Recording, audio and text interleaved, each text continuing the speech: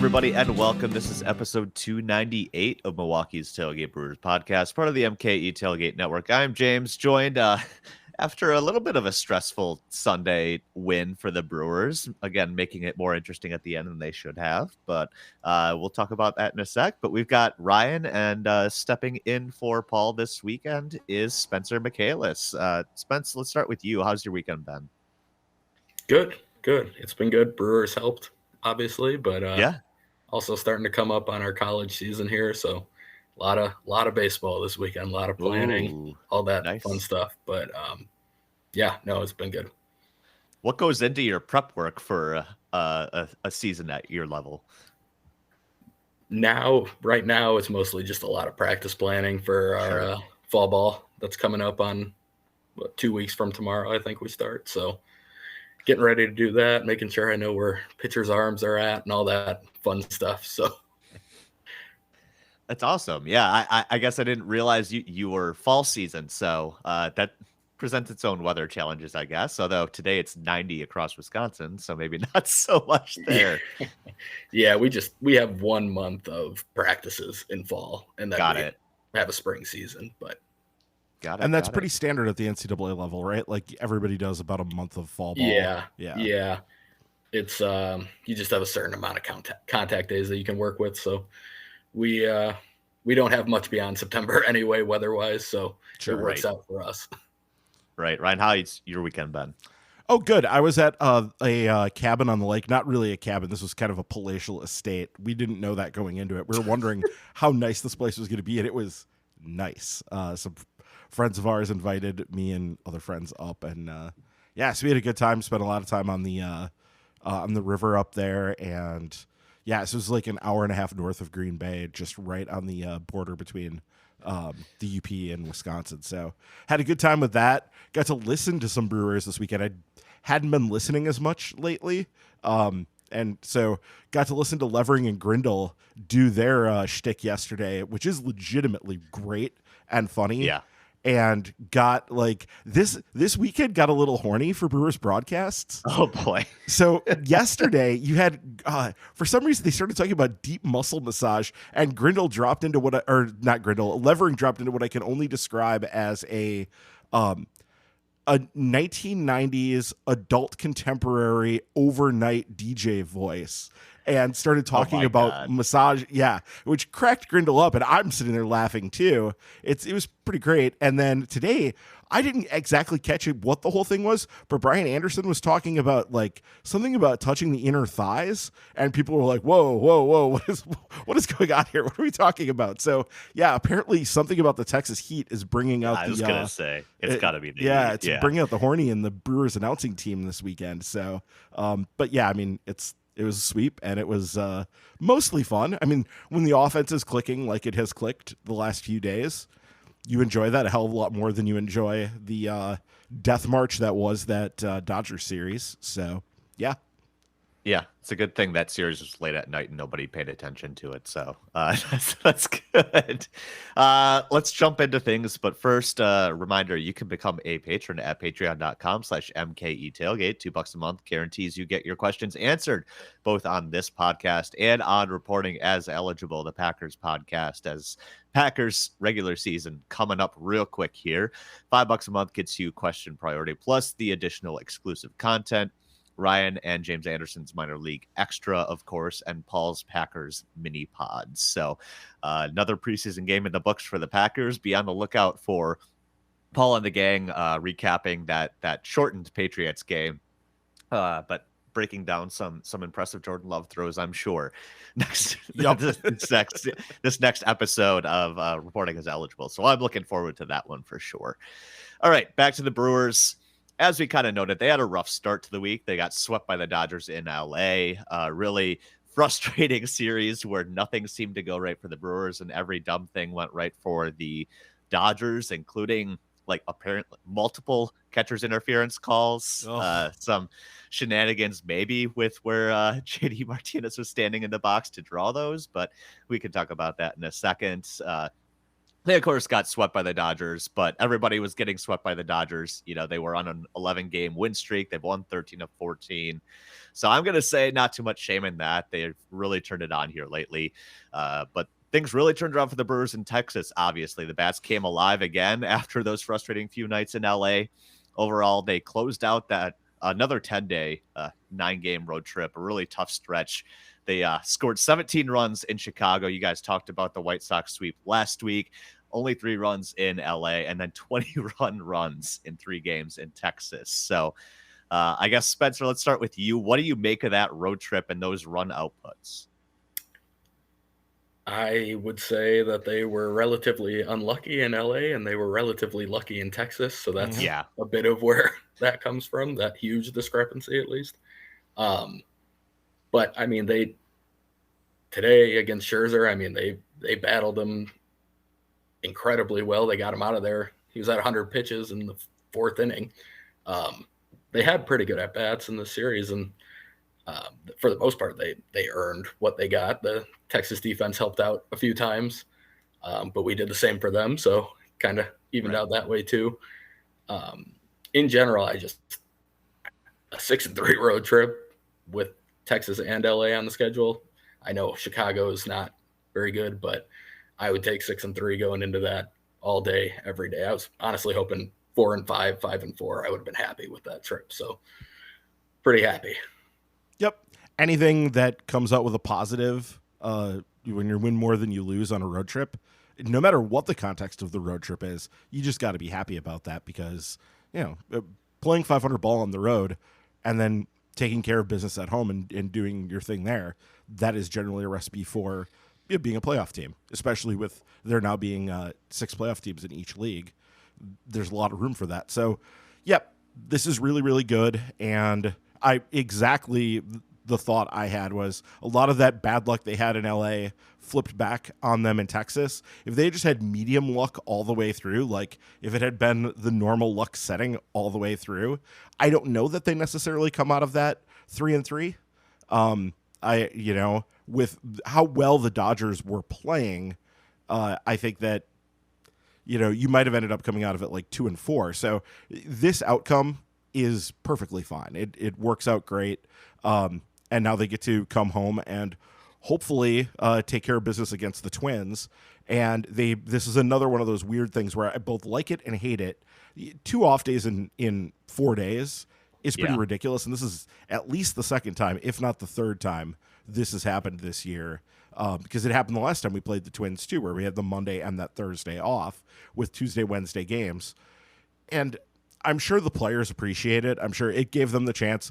Did you catch that William Contreras had his first day off in, it was like well over a month where he didn't play at all. So he didn't DH and he didn't start at catcher.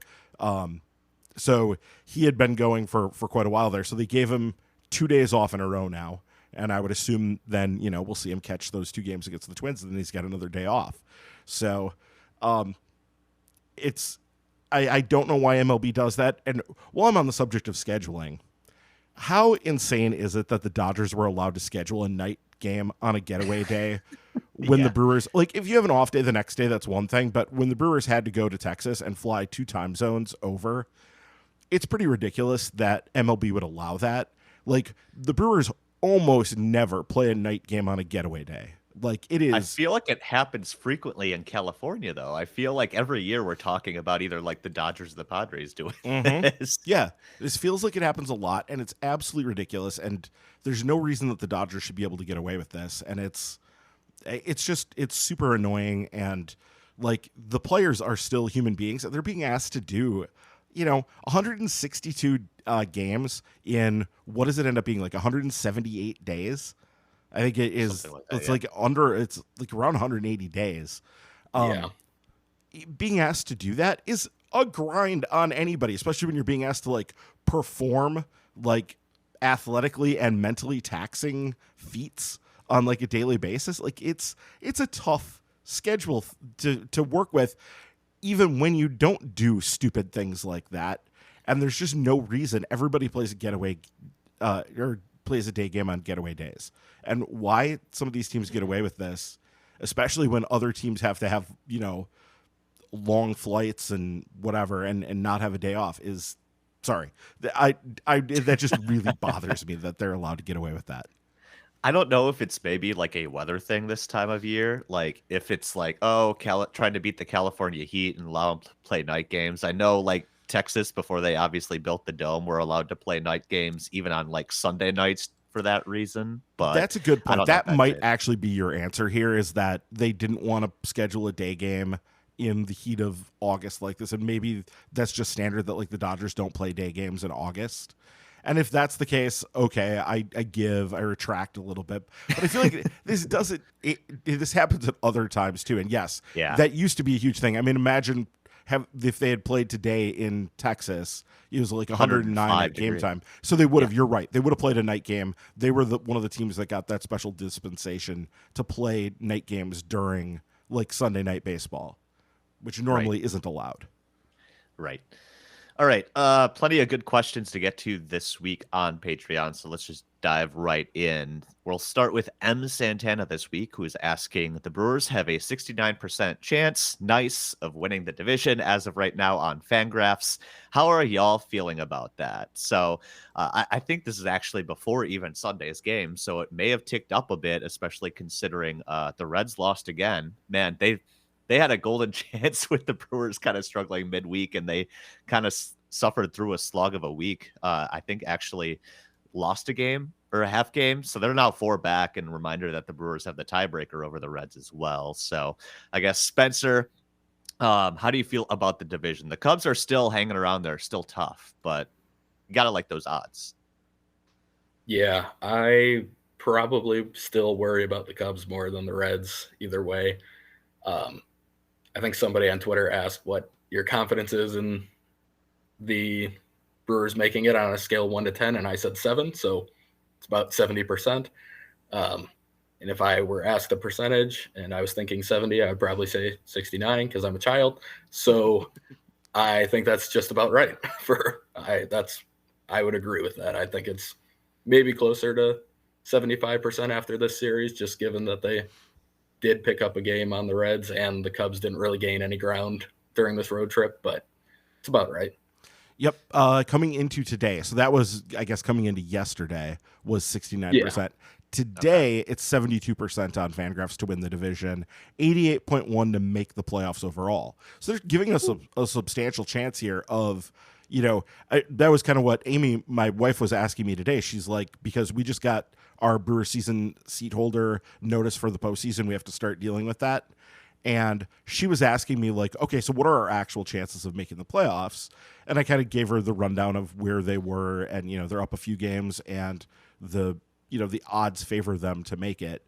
But like looking at this, they're giving them like a 17% chance to make it as a wild card, which I kind of said to her, like, if the Brewers don't collapse, if they play relatively well the last 6 weeks, I think even if the Cubs get insanely hot and pass them, and I do think the Cubs are the main problem here, even if they get insanely hot and pass them, they still probably make the playoffs as a wild card, just because, as long as they play reasonably well, because they're in a decent position to do that at this point. So the one thing is, if you switch over to Pacoda has much less favorable odds of them winning the division. They, coming into today, had them at 51.5 to win the division, and Chicago 41.7. So they're giving Chicago a lot of credit, and I imagine a lot of that has to do with the run differential difference, where they're much better than us in terms of run differential, and I think Pacoda weights that more heavily than Zaborski does over at Fangraphs. So, yeah, that's but that all feels kind of right. They also give the Brewers a substantial chance. Their chances of making the playoffs, according to Pacoda, are 74.7. So basically 3 out of 4, so 75%. They're just giving them a lower chance to win the division. Still the favorite, but not by much over the Cubs. Yeah, and I think, it kind of helps in the wild card race too, that teams like the Diamondbacks have really fallen off after their really hot start, and the Marlins are still there in that playoff picture, a game back as of now. The Reds are also a game back, but there's not a ton of competition there in the wild card race outside of those teams. So that's definitely helpful for those overall playoff chances as well. Yeah, and San Diego is kind of lurking there. The Pacoda has them at 82.3 wins, so they're kind of lurking in that too. And they have been insanely unlucky. Did you guys see? I tweeted this out while we were driving back. Actually, had Amy tweet it for me because I was listening, and I'm like, oh, I gotta note this. Dictating tweets. I was dictating tweets while I was driving. Yeah, absolutely. That was a thing that happened today. So the Padres are 19-6, or sorry, they're 6-19. The opposite. They're 6-19 in one-run games, and they haven't won an extra inning game all year. So they are getting. Good thing they have Josh Hader. Yeah. Well, and that was kind of my point. That's why I brought it up. Was when everybody said, "Well, yeah, the reason Craig Counsell is so good in one-run games is because he had Josh Hader." Well, apparently having Josh Hader, who's having a great season this year, apparently having great Josh Hader isn't all you need to be able to win one-run games consistently the way Counsell has, which is just that was another thing that came up this week was the Brewers or Craig Counsell became the winningest manager of all time, passing Earl Weaver in terms of winning percentage in one-run games. Yeah. Yeah, so according to Tom Verducci, anyway. Yeah, according to Tom Verducci, and it was some like minimal of like 300 one-run games or something like that. But yeah, I mean, it's pretty damn impressive what Craig Counsell has done, and God, I do not want to lose him this offseason. That is just it's a low running nightmare just that kind of hangs below the season. Like, please don't leave, Craig. Just stay. Please stay. New Yankees manager once they fire everybody after a losing season. Okay. My only lemonade asking, assuming the Brewers win the division, big assumption I know, what would be their easiest path to the World Series? Who should we be rooting to win the worst wild card spot? Do we want to face the Dodgers or the Braves in the NLDS? So Ryan, let's start with you on this one. I know you're generally feeling like the playoffs are a crapshoot, so maybe choosing your own adventure here, not a huge advantage, but what would you like to see? I mean, like in an all or nothing situation where you're just trying to get to the World Series, what you want is to face the better of the two teams in the shorter series. So whoever you judge to be the better of those two teams. Now, I don't know. Pacoda has the Dodgers as a 99-win team right now, and they have Atlanta as a 104-win team. I don't know that I care to parse which of those two teams is better. And I think a lot of it will probably come down to whose pitching stays healthiest through the last 6 weeks. I think that's where a lot of this is going to, boil down. Like it comes down to who is healthy and who is hot at the end of the season, and trying to figure that out the day the playoffs start is hard enough, let alone trying to figure it out 6 weeks in advance. So I don't know, but that's generally the framework I would use to make the decision. Whoever you think is better, you want them in the shorter series. Yeah. Spencer, how about you? Yeah, I agree with what Ryan said. I mean, in terms of the worst wild card spot to get in, probably the team that's the least hot, I guess, at that point is what I'm rooting for at that spot. And then if I'm facing the Dodgers or Braves in the NLDS, it's probably the one, man. Yeah, I just agree with Ryan. I mean, I would have to see what the rosters look like at that point. If Max Fried is actually still healthy for the Braves, Strider, all those guys. Their pen, I guess, is worse, so that might be interesting, but that lineup is ridiculous. And the Dodgers aren't too far behind, but they probably have a few more holes in their lineup. So I don't know, pick your poison, I guess. You're not going to be favored at any point with any of them.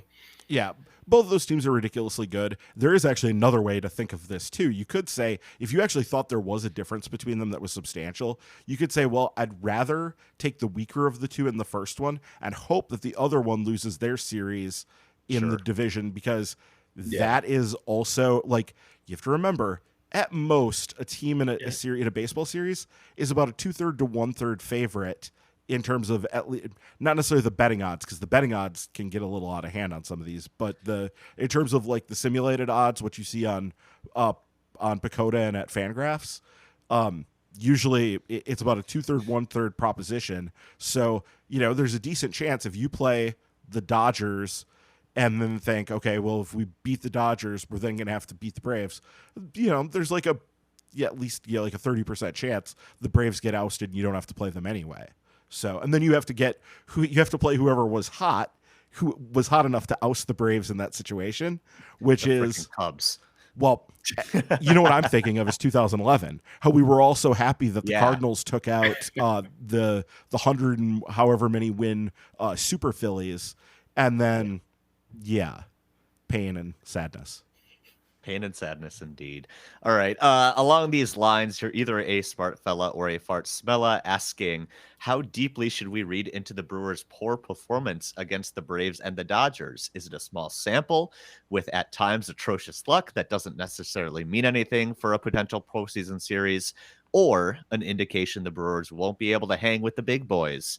Perhaps it's worth noting they turned right around after the LA trip and won a series against the Rangers. So, Spencer, a lot of people making a lot over that point that, after that sweep in LA, the Brewers definitely have not fared well against those two teams, but I mean, they've fared well against other contenders. So I guess how much should we read into those regular season series when it comes to trying to guess playoff outcomes? Yeah, I think it does show that clearly they're the better two teams in general. But in terms of what it means for the postseason, I don't think it's a lot. I believe Burns' only start against either of those two teams was the 1-0 loss where he went 7 shutout innings. Woodruff did not make a start against either of them. Freddie, I believe, only started once against the Dodgers. No, he started once against the Dodgers. They got their win, and then his last bad start was against the Braves in July. Mm-hmm. So they didn't see the main guys. I think Miley only made one start against those two teams also. So probably all of the starting pitchers you're looking at for a postseason push have barely seen that team. And those are the ones I'd be interested in seeing how they actually stack up against them when those guys are on the mound, because Colin Ray and Tehran, and I'm not a Hauser hater like a lot of the fans are in the Brewers fan base, but he's not going to be in the postseason rotation unless something goes wrong. So I think that matters quite a bit, that you would all of a sudden have those 3 or 4 guys going in every game against them. And now you might not have to score 6 runs to beat those teams. Yeah, I think that's the biggest thing that you have to hold out hope for, is the fact that they haven't seen our best starters really. So, and when they have, it's generally, those have been competitive games for the most part. That one Freddie started against Atlanta aside. So, I think that's the thing you hold on to.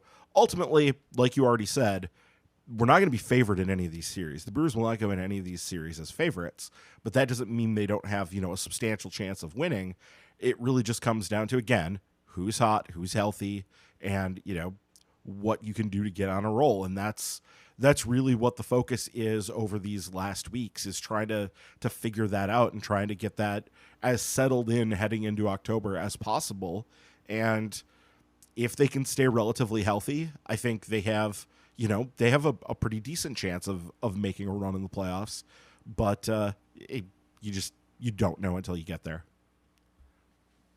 Yeah, especially when bullpens play such a critical role in the playoffs, right? That's a good, piece of leverage that the Brewers have working in their favor as well. So it'll definitely be interesting to see if that arises, what happens. I guess other big piece of news this week is that Rowdy Tellez finally back after apparently almost losing a finger. I saw that video over the screen. Man, if they could have picked like a different screen grab as like the still image on that, so I didn't have to look at that. Oh my, it looks like when you tried to like microwave a hot dog and it kind of exploded from the inside out, It was Yikes. it was bad. Yeah, it was bad. It was gross. It's a miracle he still has all of his fingers. But we got a couple of questions about Rowdy here. Jay Google asking, Ryan, with Rowdy back, can this stabilize the lineup a little bit more? We saw him in the DH spot the last couple of days here. So I guess, does it help lengthen the lineup at all? I mean, potentially it can. Yes, I think that is a possibility here. As far as stabilize it, if he means running out the same people every day, no, because you're not going to start Rowdy against lefties. So you're going to get somebody else in there against lefties. So in terms of if you want the same lineup day after day after day, which really isn't a thing Craig Counsell's ever done, and I don't think is really in his DNA. I don't think it's how the organization rolls. So I think that if that's what you're looking for, no. But in terms of, and I just said this elsewhere, the best version of the Brewers offense possible for the stretch run and for October, the best possible version of it involves Rowdy Tellez hitting dingers for this team. Now, whether or not he's going to be that guy, whether or not he's going to get hot and be like the guy who was, mashing balls out of the park at a really good rate in late April and early May, or, a lot throughout last year in 2022 and in 2021 somewhat too, whether or not that guy is going to show up over the next, 6+ weeks, couldn't even begin to say. But I think that you have to try to give him the chance to do that for as long as you reasonably can, because if that guy does get going, he can be a hugely impactful piece in a way that there aren't a ton of guys who have a lot of power on this team. We've been talking about it all year. The main thing this team lacks is home run power. That's the main fall down point of this offense. And Rowdy can potentially give you that. So I think you have to give him a chance to do it. How long you would give him that opportunity, that's just going to depend on, what he actually does and what other people are capable of doing as well. Like, what are the alternatives? So we'll see, but I think that they need to at least give him a pretty long run here to see what he can do. Following up on that, Spencer Markpod Scarby is asking, do you expect Rowdy to play most days now? And if so, who suffers in playing time? So I guess maybe a bit of a clue on how they're going to use him the last couple of days with righty starters, but what do you think? Yeah, I think it's a pretty big hint to how he'll be used. Canna has been DHing a lot with Rowdy gone. I would imagine he still might against lefties, or maybe it's Contreras against lefties with Caratini catching some days. But I don't think we'll see Rowdy at first, and I think he'll pretty much be set in the DH spot, and it'll be against righty starters.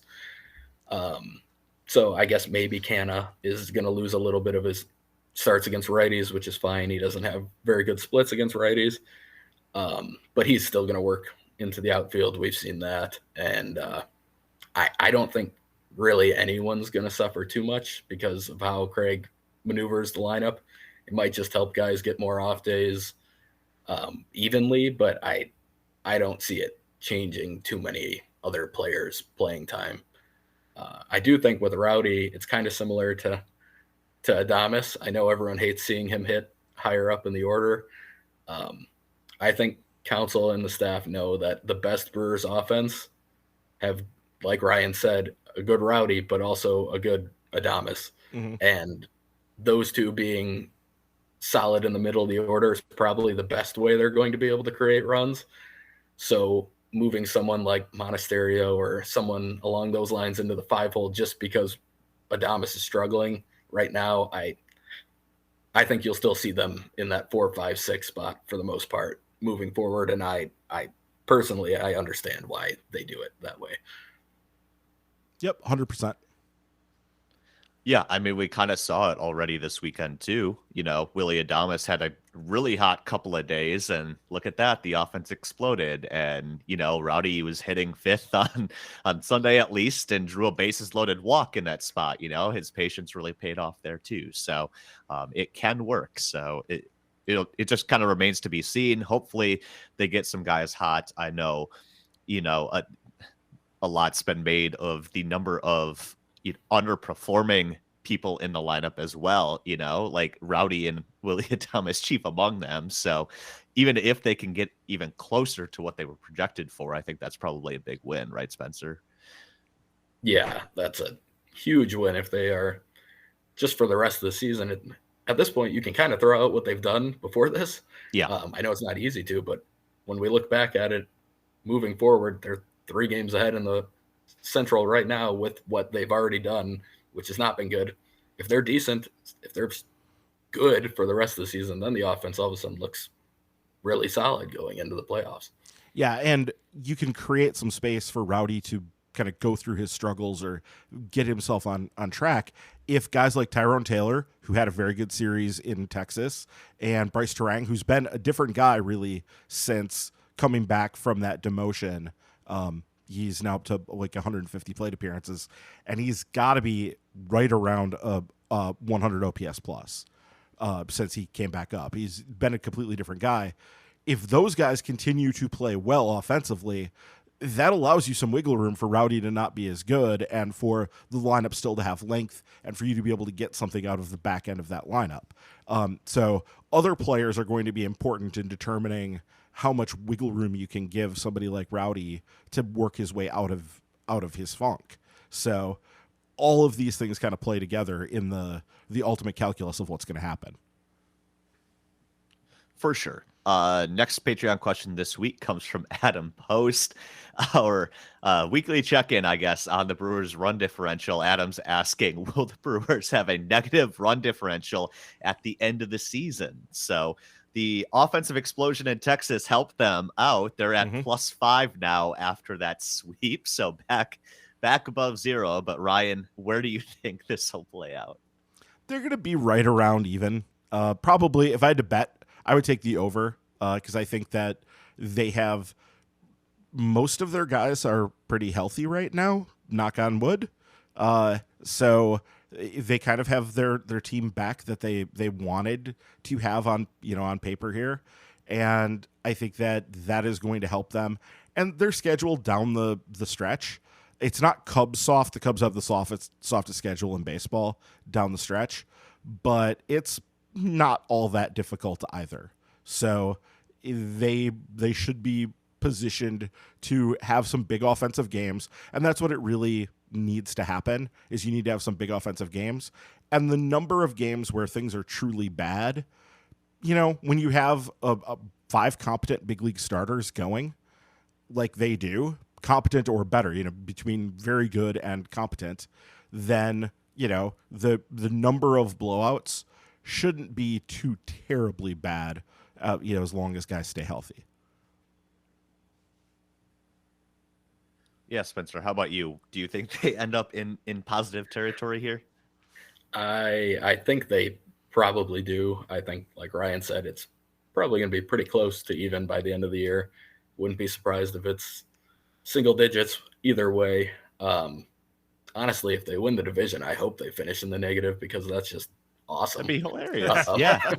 You wanted 87 Twins this, where they got outscored for the season and then went and won the World Series. So, yeah. And that 2006 Cardinals team that won 83 games had to have been pretty close to even in terms of run differential, too. So, there have been some pretty mediocre run differentials that have gone and done things. And it would be fun just to, laugh at everybody about that, because I think that run differential is now pretty overplayed, and so I think it gets a little more attention than it should at this point, just because the way the game is managed has changed so much. But it'd be one way to finally get Craig Counsell as Manager of the Year award, right? Yeah, that Verducci article was, hopefully that actually got some eyes and got some people's attention. Because who else was it? Grant Brisbee was talking on the 3-0, or not the 3-0 podcast, his podcast that's on the Ringer Network over there, or not the Ringer Network, the Athletic Network. He was talking about the fact that he has the Manager of the Year belt, and he's just like, I don't know what to do. And I sent a message saying, hey, Craig Counsell has somehow managed to just carry this team through season after season after season of mediocre run differentials, and just put him in the playoffs every single year. At some point, the guy needs to win Manager of the Year award over whoever the flavor of the year happens to be that year. Look at some of the people that Craig Counsell has lost Manager of the Year awards to. It is a rogues gallery. The guy who got fired, in St. Louis. Schilt. Yeah, it was Schilt. I just want to say Snicker. He also lost one to Snicker, and I guess Snicker has become more of a well-appreciated, like, whatever manager since then. But he has grown in esteem, but still. And I think one year he lost it to Gabe Kapler in the out of nowhere in 2021. He lost it to Gabe Kapler in the out of nowhere Giants. So, and that is the whole thing about the Manager of the Year award. It's literally, okay, which team most outproduced what we thought they were in the preseason, that guy gets the award. And somehow Craig Counsell has never, even though the Brewers are perpetually underrated by the media every year, they're always picked to finish, not where they end up. They always end up being better than what people think. Somehow Craig Counsell has still not gotten that award. There's like an alternate universe here where Craig Counsell has like 8 of these things because he just so consistently outperforms what expectations are. But somehow every year somebody manages to ace him out. Yeah, and he's turned into the Susan Lucci of the Manager of the Year award. So because he really has. Yeah, exactly. All right, Devin Bearwolf asking, how is the offense and defense doing since the trade deadline? It feels like the Brewers are scoring more runs, but also giving up more runs as well. Congrats on figuring it was Steve who was the Yelich basher. I went back and listened to a bunch of old podcasts trying to figure out who it was, and it took me a while to figure it out myself. All right, so Ryan, first part here. How have the additions fared since the trade deadline? I know it was a bumpy first couple of weeks, but I feel like especially we've seen Carlos Santana, Mark Canha really come through in big situations, at least recently. All right, so I'll take the hitting part of this, and the hitting has definitely gotten better since the trade deadline overall. It hasn't been by leaps and bounds, but it is a noticeable improvement.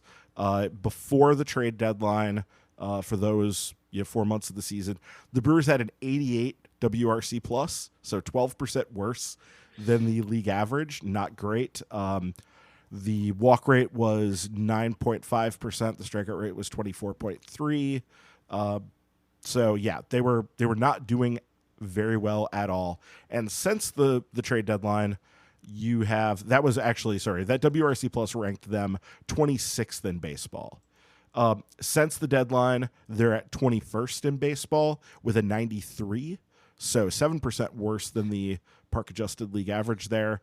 Walk rate still 8.9%, but interestingly, the strikeout rate is down to 19.0%.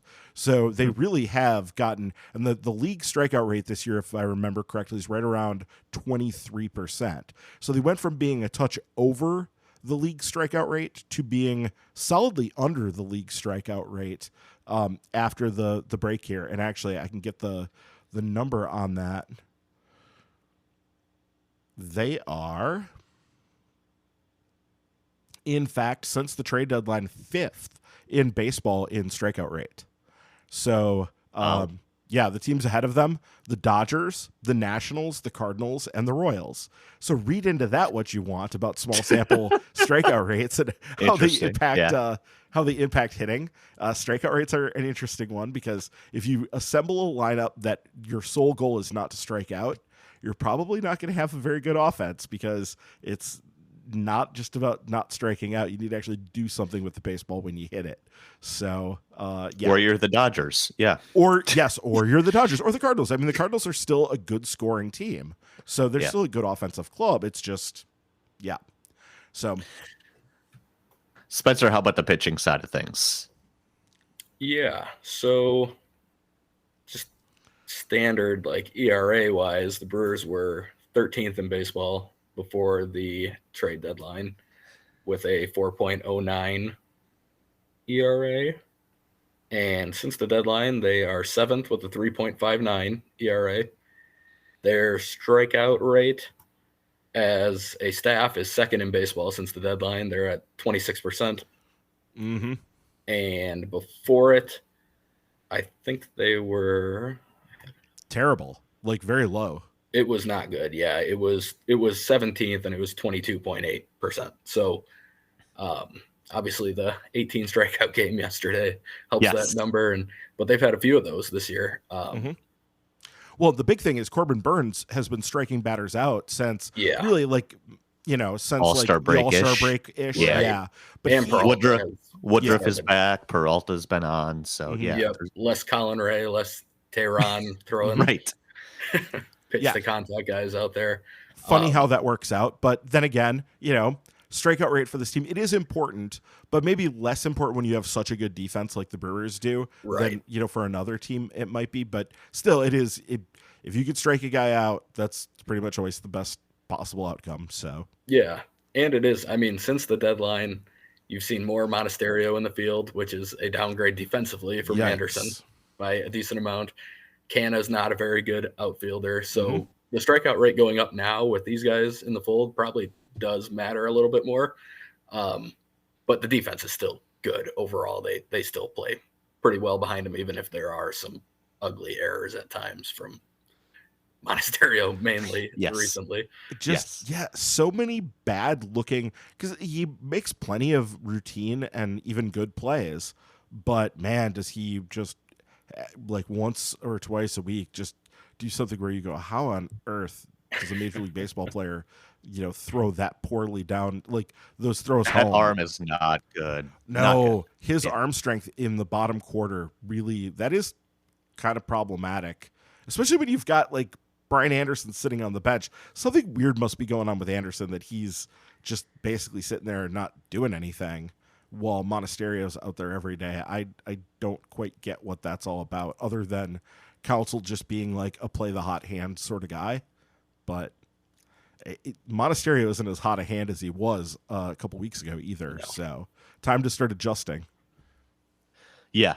And I think to Devin's question here, feeling like they gave up more runs since the trade deadline, obviously not the case based on the numbers you read there, Spencer. I think part of that probably might just be, like the lower end of that bullpen kind of giving up runs late in games, right? So like the starters are doing great. They're striking a ton of guys out. And it's like those, we've seen it a couple of times in the last couple of weeks, right? Where those 7-1 leads become 7-4 leads. And then Devin Williams has to come in for a 1-out save, right? So that might be affecting things for some of us, but good to know the numbers show that things have just generally been really good since the trade deadline. I'll take that. I guess speaking of roster additions, PJ Wessels, our next question this week, asking who joins the roster when expansion happens in September. So, Ryan, have you had a chance to think about who might be coming up as those extra couple of guys in a few weeks here? Yeah, I think it's pretty likely now that it's not going to be Churio, just because he had that injury and his hot July has not carried into August the way that we necessarily hoped. He hasn't been bad. It just, he hasn't been hitting the crap out of the ball the way he was in the month of July. So that seems less likely now, though I never say never. I think in terms of prospects, the most likely guy you're going to see is Robert Gosser. He had another start the other day where he had 10 strikeouts and no walks, and that is music to my ears. And they certainly could use him in a break-in role the way they used Woodruff, the way they used Burns, the way they used Ashby, out of the bullpen, having him go, 2-3 innings at a time, and then sitting for a few days. I think that would fit really well. Remember, when they expand from 26 to 28, they can only add one pitcher. You can only go to 14 pitchers, and then the other guy has to be a hitter. So you still have to maintain that 50-50 balance on the roster. Who the hitter might be, it's probably one of the guys that we've already seen quite a bit of. I don't know, Toro. Toro seems like a guy potentially that could come up, but it could also be Owen Miller. Sorry, this isn't a visual medium, but you guys saw the face I just made. He closed his eyes and sighed deeply. Yes. Also, definitely not going to be Keston Hero, right? God, if it hasn't happened by now, it's not happening, right? Like, this is really weird because I was so sure that at the trade deadline he was either going to get moved or he was going to get promoted. That one of those two things were going to happen. And here we sit 20 days later and it still hasn't happened. And I don't know what, like, I don't know what the thought process is. It's other than like there's no place to play him except DH. Yeah. And they would rather give those plate appearances to Rowdy, which I get. Yeah, I guess Spencer, who are you keeping an eye on when it comes to September call-ups? Yeah. Well, first, one thing on Keston. Apparently, the Brewers do have his minor league control for one more year. I don't know how that works. Yikes. Yeah. So that would be my main guess as to why they said, well, they'd rather wait and give him a full offseason and see if maybe he does figure some things out to where they actually believe in him instead of just going, well, let's give him his final chance. I feel bad for him in some ways at this point. Yeah, at this point, just trade him to Colorado. Come on. Yeah. I know. It's weird though, because everyone thinks that he probably was that. I keep seeing that the Brewers hate Keston Hiura, and that is not the case. No, The Brewers do not hate Keston Hiura. No. And if other teams liked him and the Brewers did hate him, they would have traded him for peanuts at some point here, and that he'd be gone and he'd be on a team that really, really liked him because apparently he's great. So for him, yeah, there's no way we're seeing him in September. It would take a bunch of injuries, something happening that you were not expecting at all. I guess prospect-wise, I agree Gasser is the pitcher that I would watch. I think otherwise it's just going to be another one of the up-down guys we've seen, Clayton Andrews. Maybe Mejia comes up off the IL around that time. It would work out timing-wise about right. So another interesting IL stint for somebody who is struggling. But yeah, Gasser would be the one pitcher I could see that's an actual prospect that people probably know about and would get excited about. And Tyler Black feels a lot less likely now just with Rowdy returning, but he's the bat prospect that you would have to at least keep an eye on. He's starting to heat up a little bit in AAA. His batted ball numbers aren't great so far, so we will have to see. I kind of wonder if he's wearing down. He's been hurt for most of the last couple seasons, so he's never played nearly this many games, and I think he might just kind of be wearing down a bit at the end of his first full season of pro ball. Yeah, that's a very good point. Yeah, I would hope it's Toro if it's between Toro and Miller, just bat wise. Yeah, I feel bad for Toro because all he's done when he comes up is he hits the Jesus out of the ball. So, just yeah, I understand that there's kind of limited utility there and all of that, but yeah, like just get him on the roster. And Yeah. I'd rather see award him him. at third. Yeah, I'd rather see him at third than Monasterio, right? I don't know. He was pretty rough there too. Yeah, defensively he is rough, but yeah, I don't know. I didn't even know he was on the roster when Rowdy came back and they optioned Toro. I thought he was in AAA at the he moment. barely played. I don't Yeah. think he played in the time that he was. That's recalled. a good point. Yeah, they apparently council doesn't trust him to be in the field. And that is a difficult one because he's not going to play much otherwise, especially while they're giving run to Rowdy. So Yeah. So it might be Miller. We might see Miller because he can at least play a couple spots defensively, and we know they value that. But I don't really have any other names that I can think of for that spot. I would guess it's one of those three, and most likely not Black. Well, Brian Polakowski has another possibility here, asking if Garrett Mitchell returns in September, do the Brewers A, use the expanded roster spot for a sixth outfielder, B, option Joey Weimer, C, DFA Tyrone Taylor, or D, something else barring injury? If they go with option A and six outfielders, how does council get everyone enough ABs even with the DH? So I guess, Spencer, let's start with you. Slim chance still that Garrett Mitchell is able to come back at the end of this season. If that speedy recovery continues, how do you see that playing out? If it happens, my guess is he doesn't hit, and he's more of a Terrence Gore, Quentin Berry type pinch runner. Maybe can play the outfield defensively, but I mean, we know he can play the outfield defensively, but just in terms of them being safe with him and not wanting to risk further injury, it sounds like hitting is probably out of the question. which shoulder did he hurt? Was it his throwing shoulder or his other shoulder? I'm trying to think. He slid in with his right. I'm picturing it. I think it's it his was the right opposite of what I thought it was when he heard it. I can't remember which one he actually now we got to heard. look this up. We'll be professionals about this and look this up. But yeah, that's a tough one because if he doesn't have an arm, that makes it harder. In center field, arm is still pretty important because you are making some throws from the gaps out there, especially with his ability to track balls down. You'd like for him to be able to make some of those throws, but yeah.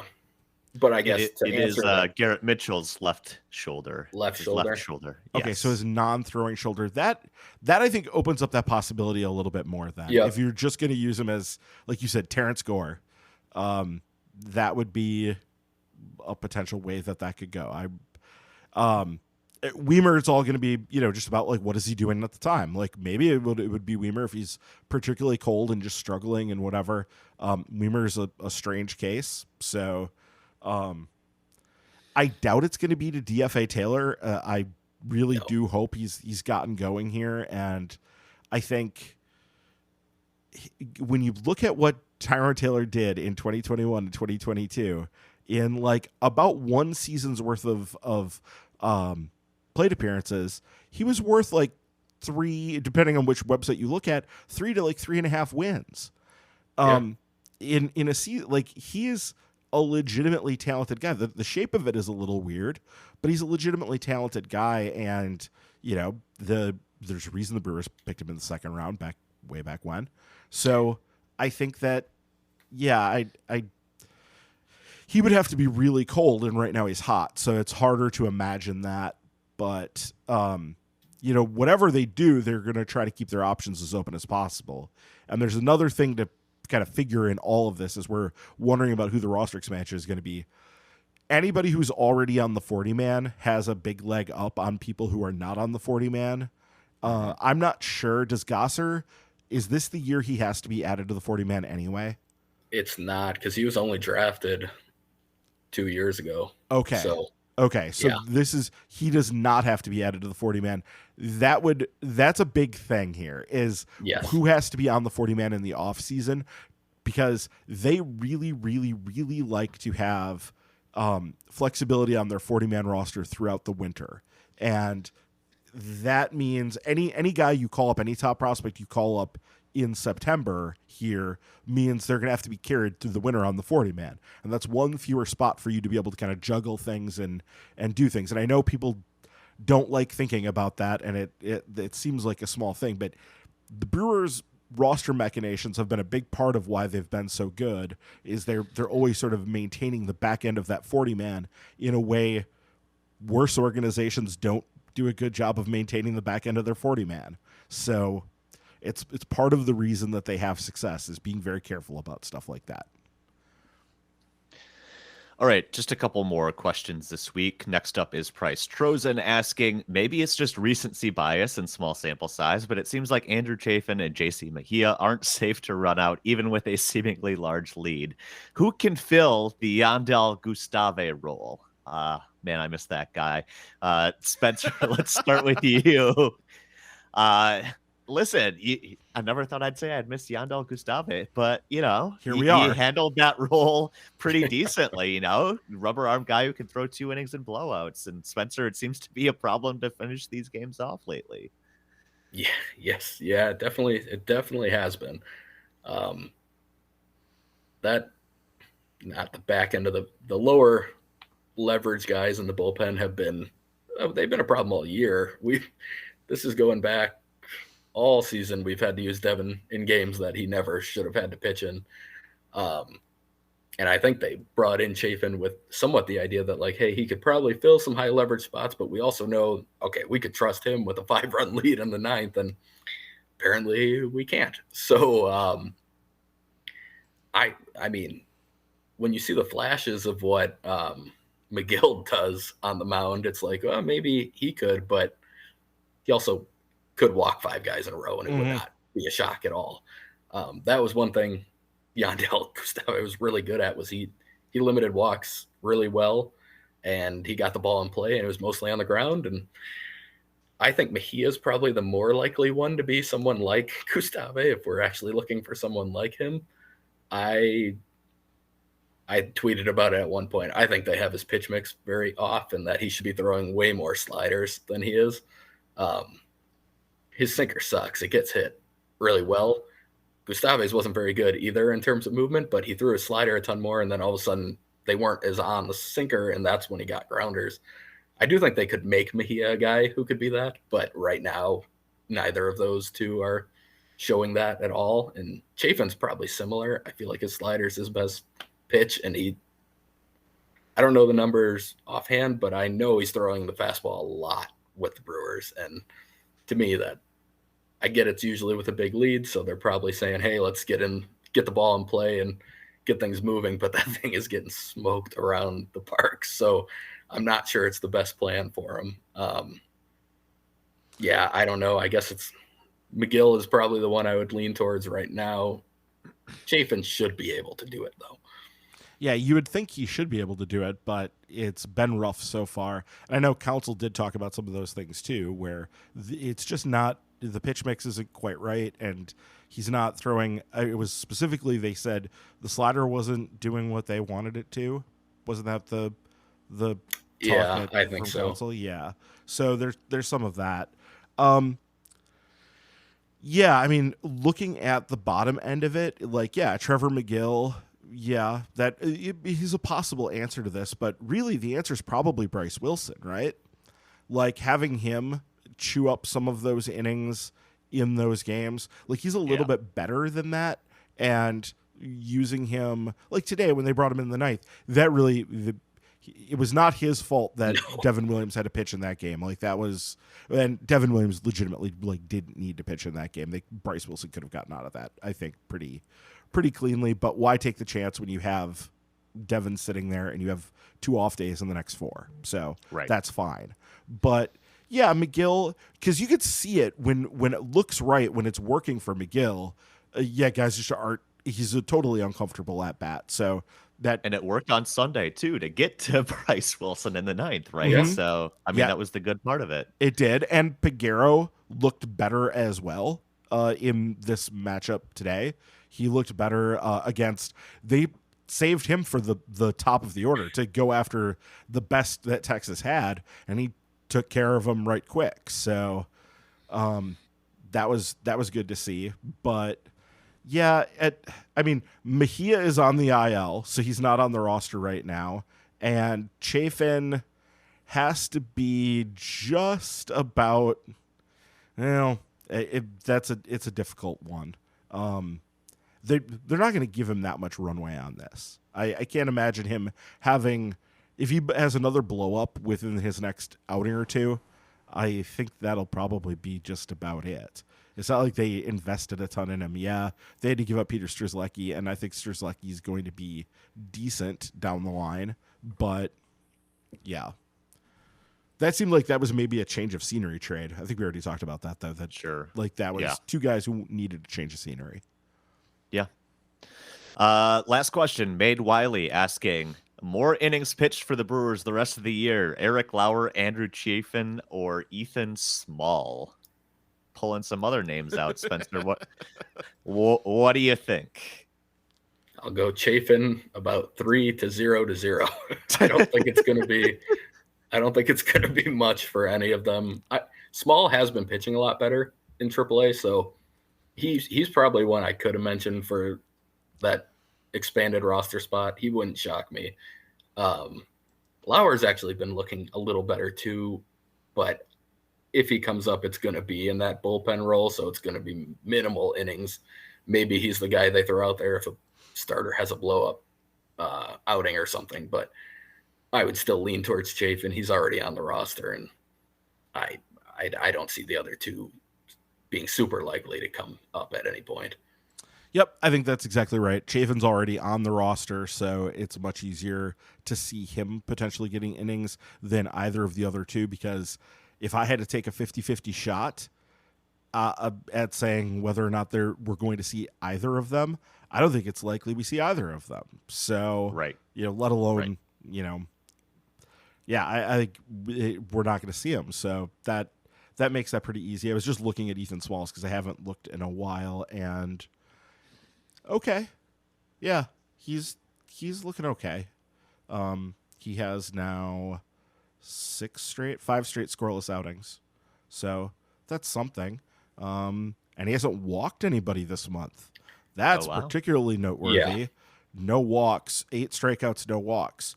Okay, yeah, that's all right. I guess if you need another lefty, if you give up on Chafin, Ethan Small might be Yeah, the if play. you do, Who if knows? you do give up on him, now what did we decide Lauer was? Like, he's been pitching. Has he been in Nashville as well? I haven't even. Yep. Yeah. Yeah, he has. His velo's been up to 94-ish a little bit more often. So, Oh, that's right. Out of the bullpen, I did hear that. yeah. Yeah. So that's the only thing that's like, maybe they'd give him a shot if they have room for him, but I I doubt don't think they'd really trust him at this I point, don't. right? Yeah. No, I think they don't, and I think there's good reason for that probably. Given how he just kind of went AWOL from the whole organization for a while there, like I don't know what was going on with that whole situation, but yeah, I mean, well, Lauer's last outing he gave up 4 earned runs and 3.1 innings of work, so that's not great. But he had a couple scoreless before that. Looks like he's starting, right? Yeah, it's only a time or two through the order, I think, most of the time. But yeah. Yeah, okay. So he pitched on the 28th, he pitched on the 1st, he pitched on the 4th, and then on the 10th it looks like he started. And then on the 15th he looks okay. Yeah. Yeah. I don't think we're going to see Eric Lauer pitch for the Brewers again, and that will make Paul very happy. So he's done with Eric Lauer at this point.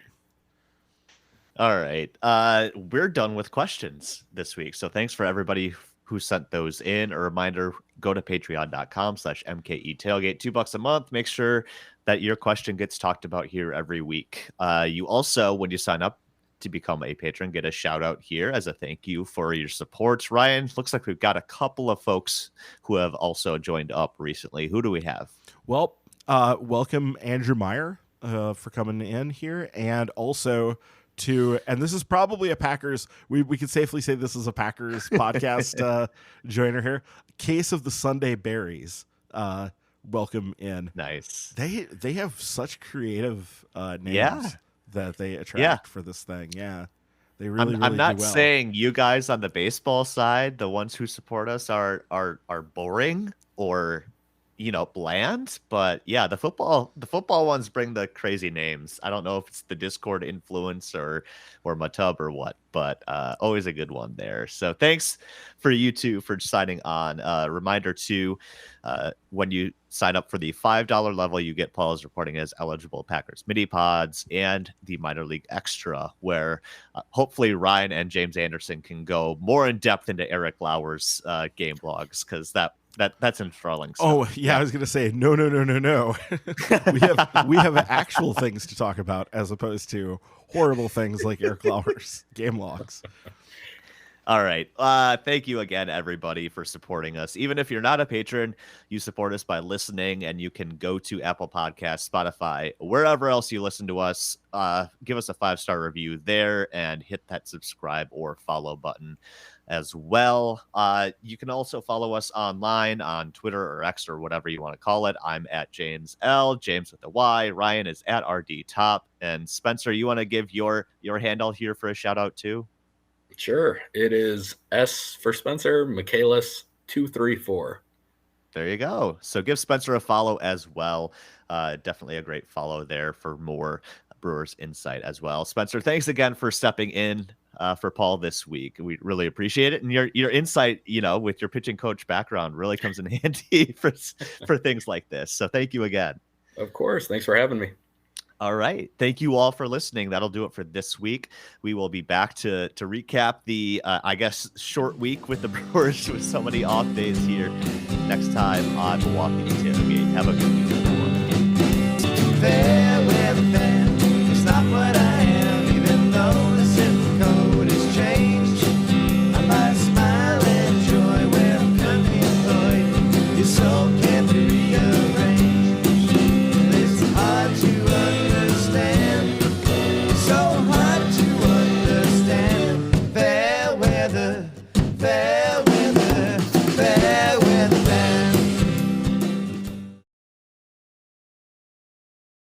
No, that's not Bruce Bochy. That is Mike Maddox on his way out to chat with Martin Perez. So I will let Jeff narrate what kind of a massage we get here. It's a slow saunter out. Ooh, it's the double massage. Nice. He went in with 2 on that one. Yeah. And then he started talking and decided, you know what? I don't need anybody reading my lips, so I'm just going to go single massage, hand over the mouth and mustache area. You went full Jim Nance doing a golf broadcast there. That was great. I love it. Hello, friends. I can't take his line. Not going to take his line. No. So the conference on the mound is over as Adames at first after the Ortho ASAP walk. Walk right in. Orthopedic Associates of Wisconsin. There is a difference. I feel like that needs a sponsor. Like Massage Envy needs to get in as a sponsor for every mound visit. Here's Mark Canha.